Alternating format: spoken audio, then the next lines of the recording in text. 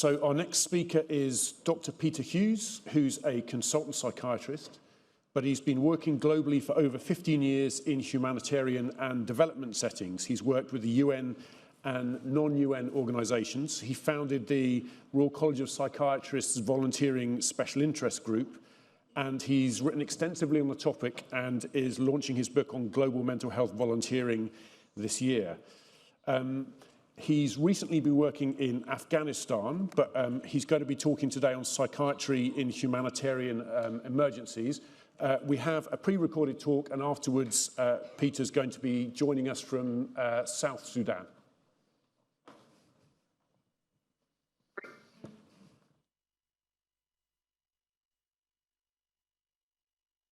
Good afternoon. Thank you for coming along to this talk, and I'm sorry I'm not there in person. My topic is psychiatry and humanitarian emergencies, and I thank the British Neuropsychiatry Association for inviting me.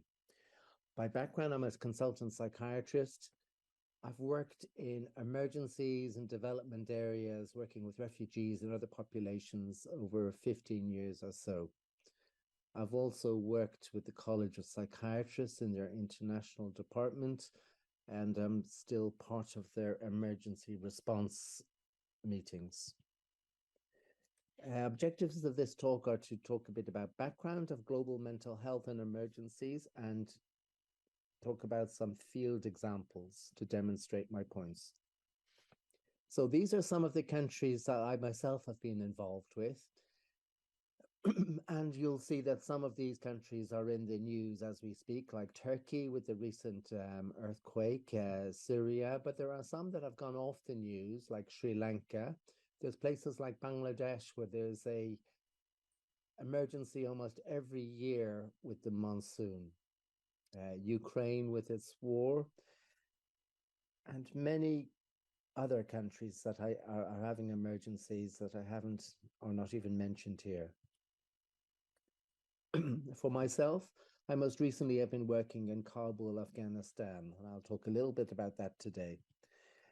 So background, global mental health. Most of the world live in low and middle income countries, 85%. So therefore, most emergencies will occur in low and middle income countries. These are countries that are least able to deal with emergencies. About 30% of the world have mental health problems, and only a third get treatment. So mental illness is a huge burden on society.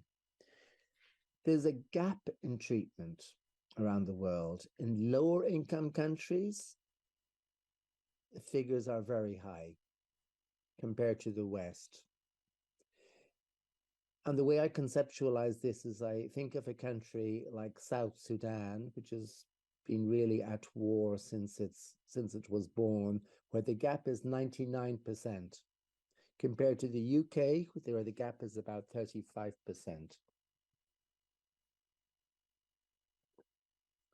And we actually know what happens to people after emergencies or disasters. We know the prevalence of mental disorder. So there's never a reason to do surveys in emergencies, because we can know the figures already. We know there's an increase in mental health problems. What you see is a lot of depression, a lot of stress, a lot of problems with sleep, a lot of grief. And some of these are mental health difficulties, and some are just normal response to what's happened. Roughly 1 in 5 people in emergencies will have a mental health problem, or about 1 in 11 will have a moderate to severe problem. Now, often people think when we're talking about emergencies that it's about PTSD, but in actual fact, the figures for PTSD are less than 15%.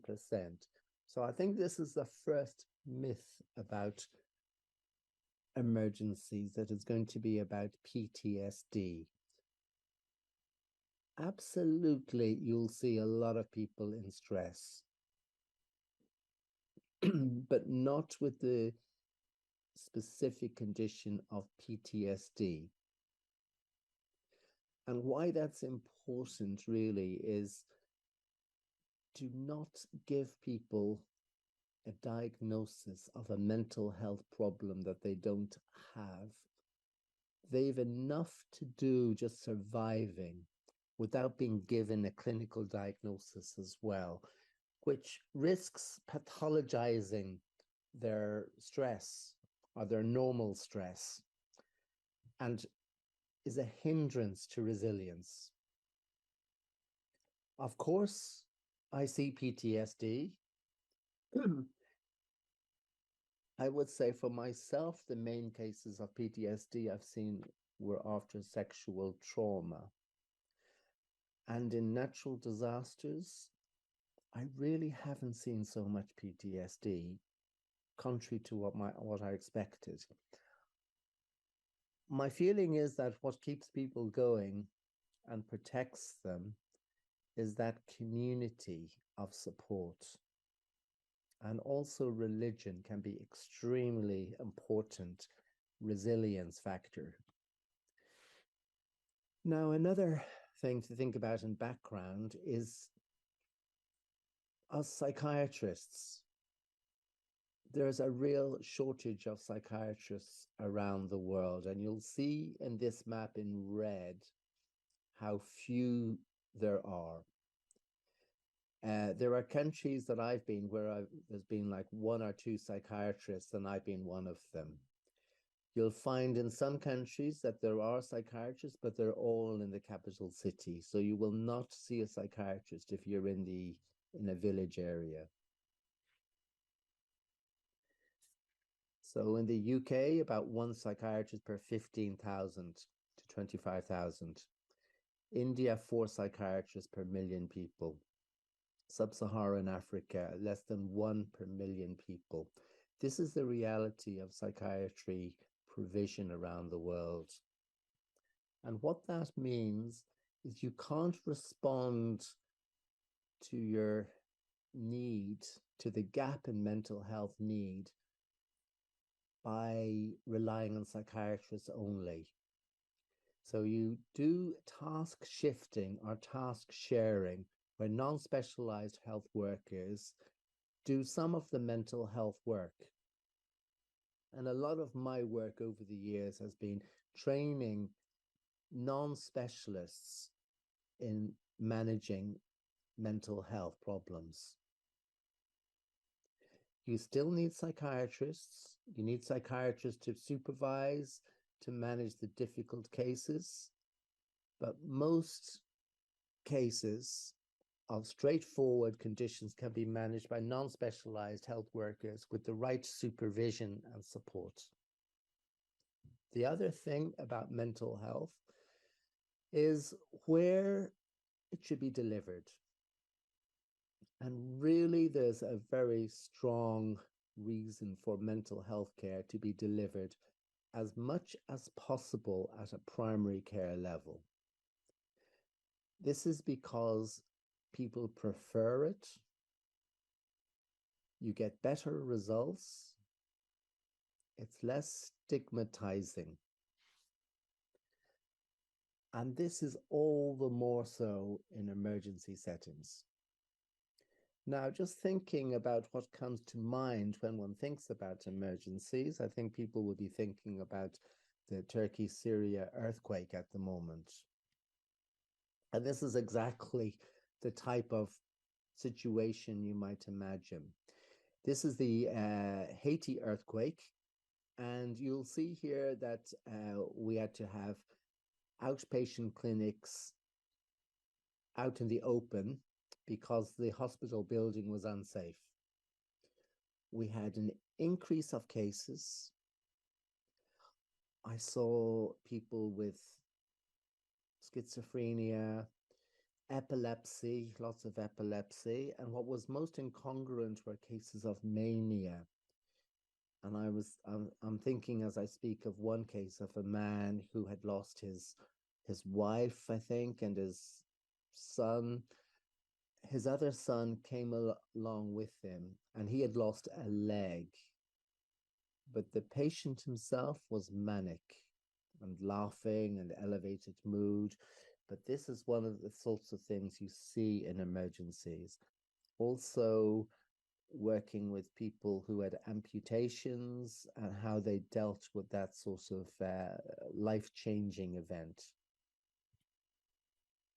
Now, this is a rather unpleasant picture of what it's like first days after an earthquake. And this was the Haiti earthquake. And watching the scenes on television from the Turkey earthquake, it brings all this back to me, where the country is overwhelmed and can't deal with what has happened. And in this case, the morgue was overflowing and bodies were everywhere. Another type of image you might have of emergencies are the human rights issues, where people might be mistreated. And this is absolutely something you see. People with mental illness, vulnerable people are the most affected by emergencies. They're the most likely to be homeless on the streets, or not getting fed, not having access to healthcare. In this case, these are people chained up, which is something that I can assure you is happening in many, many countries as we speak at the moment. And what happens in an emergency situation like this in a hospital is that these people are chained up. There's no staff for food, water, and they get neglected. So that's one of the things that we deal with in emergencies, is making sure the institutions are safe for people and basic needs are met. This is a refugee camp. And I know this is a neuropsychiatry conference, so I can say how many cases of epilepsy I managed in this place. I didn't know so much about epilepsy, but I certainly knew a lot by the time I finished there. This is the Bangladesh Rohingya camps. And you can get a feel for what it's like here. This has been running since 2017. People in very congested, unpleasant accommodation. And this is an emergency in itself, but every week there was a fire, there were people killed by lightning strikes, there were floods, there were problems with drug abuse. Now, COVID-19, I've mentioned as an emergency that has affected us all. And there's been a huge increase of depression and anxiety in some populations since the COVID epidemic. Now, this is another kind of picture that maybe you don't think about for emergencies. And I want to highlight here the issue of gender, because emergencies are about, often you're dealing with women. Women are very vulnerable in emergencies. So the focus is going to be on women and mothers and families. And the other thing I mention here is psychosocial interventions. So a lot of the work in emergencies is psychosocial. I know for myself that I'm not prescribing very much in emergencies. I'm doing a lot of stuff about sleep hygiene, relaxation, helping people with their somatization, but I'm just listening to people. And especially in times of earthquake and natural disasters like this, listening to people, validating their experiences is really, really helpful. Some people want to talk, some don't, and you respect that as well. So here I'm going to bring in some of the terminology that we use in emergencies and development in mental health globally. We don't talk about mental health. We talk about MHPSS, which means mental health and psychosocial support. And my job when I travel is as a MHPSS expert. So I need to be not just a mental health expert as a psychiatrist, but also a psychosocial expert. And the mental health side is about treating mental health problems, and psychosocial support is about improving well-being of people. And really, the second part is so challenging, and probably what I've learned more than anything else from my job back in the UK. Now, what is an emergency or complex an emergency? It's basically something disastrous that happens that overwhelms the country. So for a while, you'll find that the government can't provide services or can't meet the basic needs. And then you have to have people from outside trying to help and fill that gap. There's different levels of disaster. Level 3 is the biggest level. These are the UN categories, which is what would be the Turkey-Syria earthquake. And types of emergencies, climate increasingly. You've seen in the news the Pakistan floods. We had these in Afghanistan as well, and we also had drought. In the South Pacific, where I've worked recent times as well, climate change is a huge risk to people. Epidemics like COVID, but also Ebola, other natural disasters, there's earthquakes, but flooding, mudslides, they all kind of seem to be increasingly linked to climate change. And then there's political and conflict. Wherever there is human beings, this tends to happen. Now, I want to think about some positive messages as well for emergencies. And this reminds me of the positivity. Building back better. This comes from a WHO document from about 10 years ago, and it gives stories of about 10 countries that were better after the emergency because of the investment in mental health. And there's some great stories like Sri Lanka is probably the star of this, where they really improved in their mental health services in primary care level as a result of the tsunami. Although Sri Lanka is having its own emergency right as we speak. Now, what do you do in an emergency? This is a question I always ask myself as I take off in the plane and I'm not sure what's going to happen when I arrive. But there's an answer. There's clear guidance by the Interagency Standing Committee, which is a group of multiple organizations.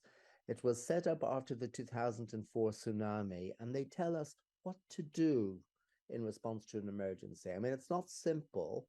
There's a lot in it. And they go by this diagram, this pyramid. This pyramid, at the top of the pyramid is about specialized services. So that's hospital care, institutions, and how you manage that, how you deal with any needs there, which is visiting it, making sure people are fed, have got food, got their medicines, that human rights aren't abused. Next level down is really the primary care level, focused non-specialist supports. Then there's community and family supports. This is harder area for us psychiatrists, I think, but this is about maybe finding the local community leaders and supporting them in helping people. Basic services and security. You can't deal with anything until you've got basic needs met. So for an example, I can think of when I was working in an emergency, I would get people, make sure I could get people shelter by getting them a tent, making sure they had money, connecting them to their family, helping them with their stress, distress, often talking about insomnia as one of the biggest things, talking to them about, for those people who had conditions like schizophrenia, managing that and making sure they got treatment in a non-stigmatizing, humane way. So things that you think about in responding to emergency, I guess it starts with self-care, because you've got to look after yourself. And just before doing this talk, I was just looking at the emergency response in Turkey. And for self-care, for people who got volunteering out at the moment, it is really, really difficult. There's very little shelter, very little food, very few latrines. Next thing I think is thinking about building back better and sustainability, making sure things are better in the future. Coordination can't be underestimated. Um, we learned this in Haiti. And Haiti, the coordination was not good. And a few years later, I was in Sierra Leone at the time of Ebola.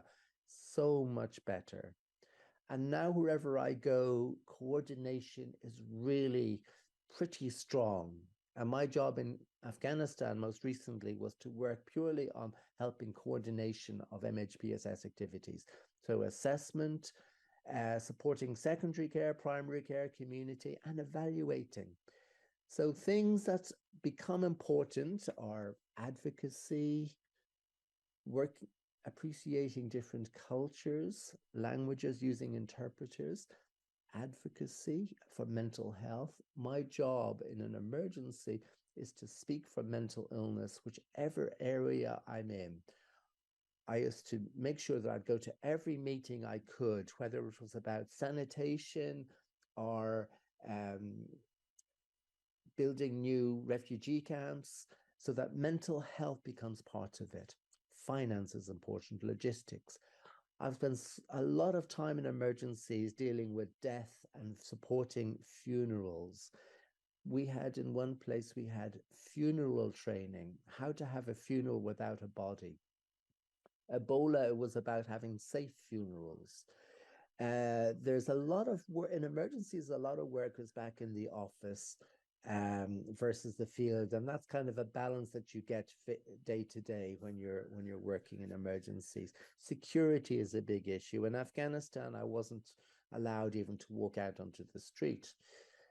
Communications really important, and having your daily information about emergencies, how many deaths, how many casualties, how likely is there to be another earthquake? That sort of information is crucial. In emergencies, initially the government may really struggle, and you have to work with that, strengthening local ownership and working until the government can kind of take over. Evaluation, as I mentioned already, and MEAL, monitoring and evaluation, making sure you can prove that what you're doing is effective and cost effective increasingly. So what sort of thing do we do in humanitarian work? We do a lot of training, we do supervision, we have to write lots of reports, go to lots of meetings with different clusters or pillars. These are the different groupings of what people will do. So we have mental health cluster, but there's also gender-based violence cluster that we have, that is important, that mental health has good advocacy there. Media important, public health information is important. Clinical, very little clinical work, really, unless there's no one there. Sorry, I should say, as speaking as an outsider, what happens in emergencies. What can happen is that local clinicians are not there because they're dead, they're grief-stricken, and they're not around. So you might have to substitute with outside people for a little while. But what I would always say is that if I'm there as an outsider, every clinical contact should be a training opportunity. And I've got so few slides of patients. This is one patient who gave permission for the slide, of course, but she was unknown to us, to mental health services. Emergency happened. We treated her, we managed her, we got her down from the mountainside to live near other people, got her a better quality, helped her get her better quality of life. But our money ran out and we had to withdraw, and I don't know what's happened to that lady. And that's kind of the other side of emergency response. So areas of work, disasters, conflicts, refugee camps, and online. And just some pictures here. This is a refugee camp where that can be one area of emergency work. Supervision in South Sudan, Kenya, refugee camps. This was online. Areas that we cover, gender becomes very important. Protection or safeguarding or gender-based violence. We talk about substance abuse. Poverty and inequality is always a big theme. Other things you need to be very aware of are the culture, family, religion, stigma, very, very important, stigma of mental health, stigma of epilepsy. Marriage is a big area for people to think about. So some of the tools that we use in global emergencies are the MHGAP program, which has been running since 2008, which is about task shifting and help, a manual to help non-specialists manage mental health services. This is the humanitarian intervention guide we use. And you can see some of the chapters there: acute stress, grief. I'm not sure how it's going to change with ICD-11 really, but this MHGAP has been used. This is an old slide, so it's used by more than 120 countries at the moment. So learning from mistakes. We don't do critical incident debriefing, which is making people talk about their experience. We use psychological first aid, which is a way of being humane, supportive, and practical to people in emergencies. Learning from mistakes, meet people's basic needs. Don't have single clinical entity clinics. For example, don't have PTSD clinics, not good. And remember that people are amazingly resilient. So don't pathologize them. Don't burden them with clinical diagnoses that they don't merit.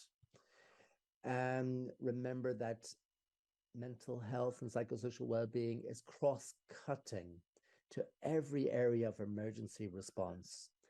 And it doesn't have to rely on psychiatrists. You can have other health workers doing the mental health work. And we know that works because there's evidence for it. Now, what's our responsibility for overseas emergencies, and do they affect us? Well, I've just listed some things we could think about: how we cause climate change, how we interfere with other countries.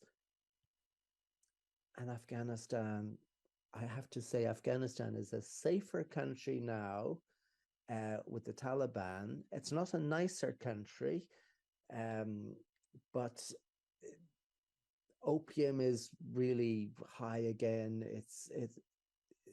It's very complex, and how other countries interfere with other countries, there's a consequence.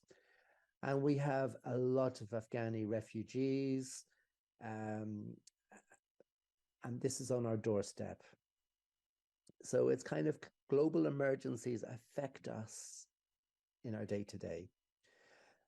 So just to talk a little bit about Afghanistan, after the earthquake, there was an earthquake there last year. This is what emergency response looks like: training in psychological first aid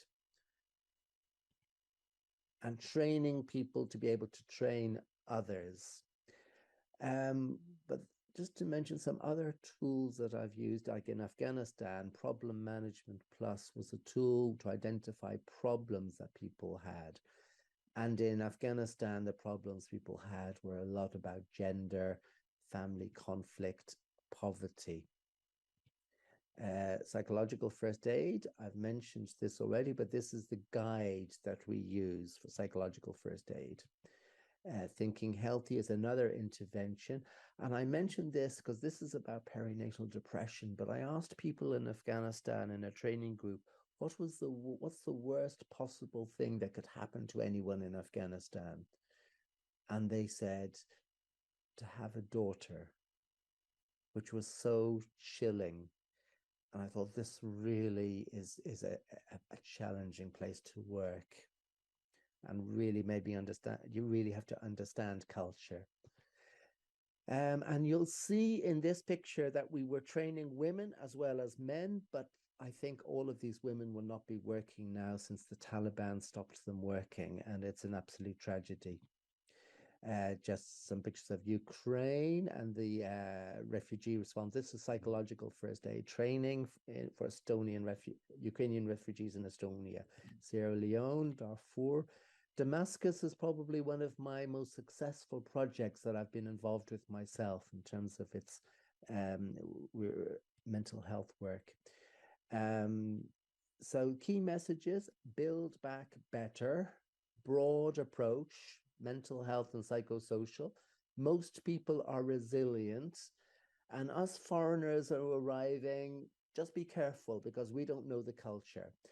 I recommend one of my colleagues' books, who really gives you a nice picture of what it's like in emergencies.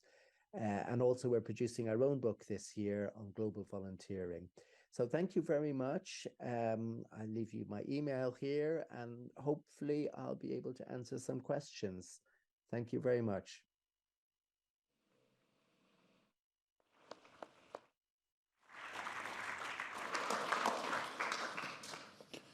Hello, Peter. Thank you very much for joining us. I wonder if we have any questions from the audience. We have one in the corner over there. Thank you.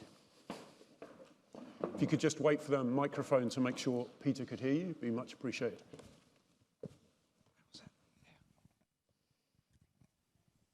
Hi, Peter. Good afternoon. Thanks for the talk. One of the things I think you stressed a couple of times in your slides was that don't think of PTSD post-conflict, because I think you've mentioned it several times. In previous slides we've seen in the UK regarding people who have been in intensive care unit, PTSD seem to be quite high. Granted, there are differences between conflict and being in an intensive care unit. You mentioned, and I was just wondering, what are your views as to why PTSD is not so highly represented in the groups that you visited, considering the PTSD has been so high in, like, say, intensive care units here? And you mentioned in your talk about family support and religion, but I was wondering if there's anything else that you think was helpful in the prevention of PTSD in that population that you spoke about. Thank you. Thank you, and I hope you can hear me.